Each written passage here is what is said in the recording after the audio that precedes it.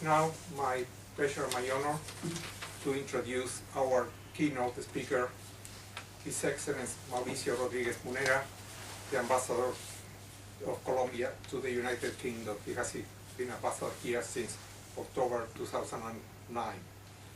Ambassador Rodríguez-Múnera is a founder and former director of Portafolio, Colombia's most prominent economic and financial newspaper, and was founder and host of the weekly television program Sala de Redacción. He has served as member of the executive committee and boards of directors of several organizations with the media, business, health, and cultural sectors in Colombia. Ambassador Múnera, pleasure to have here, and I invite you to address the audience. Thank you. Thank you very much. Good evening. Thanks to all of you for your presence in this conversation about the Pacific Alliance.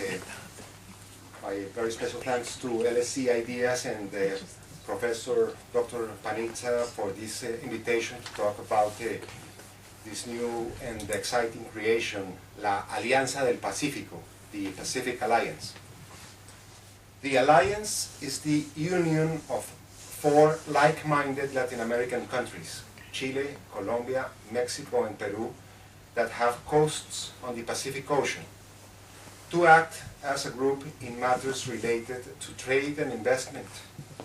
One of its most important goals, similar to the European Union, is to have complete freedom of movement of persons, goods, and capitals. Yes, please, let's enlarge it. I don't know how to use anything. Almost. Thank you very much. So I was telling you that this alliance has been possible and is making progress very fast because the 4 nations share the following values and characteristics: solid democracies, market economies, openness to foreign investment, commitment to free trade agreements as tools that promote growth, employment, and additional tax revenue to eradicate poverty. We also share the interest in strengthening economic and political ties with the nations of the Pacific Basin. And we all have a very pragmatic, non-bureaucratic, results-oriented way of doing things. The 4 member countries have free trade agreements with each other and have eliminated visa requirements for their citizens. They are also integrating their capital markets. The Chilean, Peruvian, and Colombian stock exchanges have already been integrated. Mexico will join soon. There is also intense activity currently taking place related to cooperation for the improvement of productivity, competitiveness, and the development of small and medium-sized enterprises in the 4 nations. Other areas of special teamwork include climate change, tourism promotion, mechanisms to solve commercial disputes, cooperation between the police forces, and flexibility for university students to obtain valid degrees in any of the 4 countries. Now that we have a clear idea of the nature and objectives of the alliance, let's take a look at some key data about the 4 countries. And now I go to my PowerPoint presentation. So, well, it's fine. So this alliance was originally proposed officially announced as a proposal on the 27th of April in 2011 by the President of Peru. At that time, he was the President, Mr. Alan Garcia, and it was finally formalized officially on the 6th of June 2012, so it's quite a recent alliance. It includes Colombia, Mexico, Peru, and Chile, which all have free trade agreements with each other. Panama and Costa Rica have shown their intention to join, and we already have some countries with observer status and some others requesting this treatment. Costa Rica, Panama, Uruguay, Canada, Japan, Guatemala, Spain, Australia, New Zealand. The area of the 4 countries of the Pacific Alliance would make us the 7th largest country. Population would make us the 5th largest population in the world. The GDP is equivalent to the GDP of the 7th largest economy in the planet, and it represents almost 40% of all the Latin American GDP. So it's an important alliance in terms of volume, size. GDP per capita is $13,000, adjusted by purchasing power parity.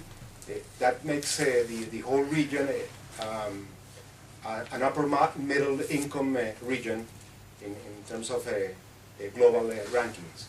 Exports of $530 billion and imports of a similar amount, representing 50% of all Latin American trade. And these countries have the highest average growth rates in the region, 6, 5, 4, and 4% respectively.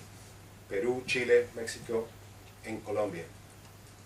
Now let's take a closer look into the numbers, which are very, very interesting.